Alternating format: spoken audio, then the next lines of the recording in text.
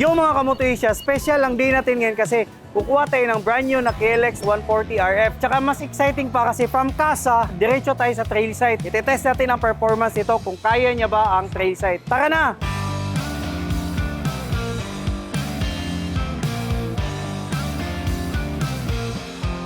Salamat sa inyong pag-adto diri sa mo sa Biyahero Motor Sales J. Catolico Branch. Daghan pud mi stock diri guys. Naami Suzuki, naapod mi Honda nga mga units. Akong pasalamatan usab ang Moto Asia sa pagpalit sa among Kawasaki KLX 140.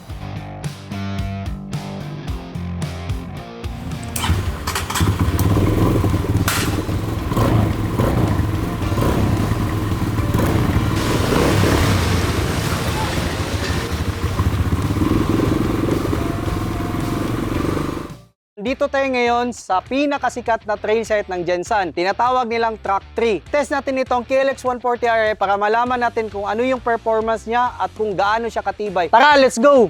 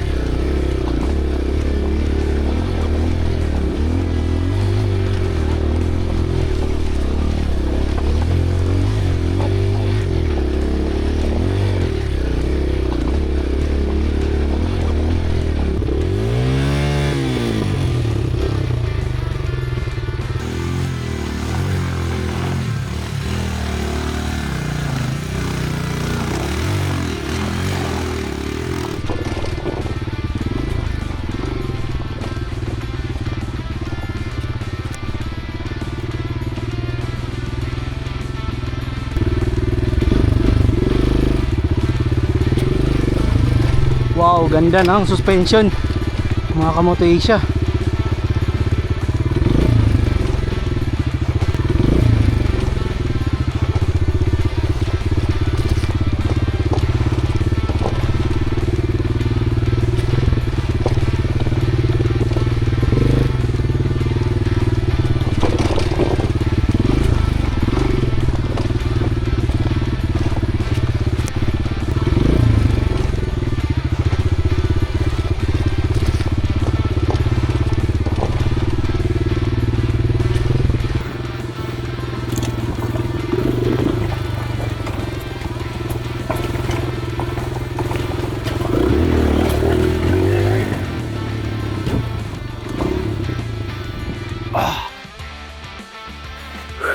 Okay, overall mga Kamoto Asia, so napakaganda ng suspension, napakagaan, beginners friendly at saka yung handling niya napaka the best. Okay, ride safe, kita-kits sa susunod nating video.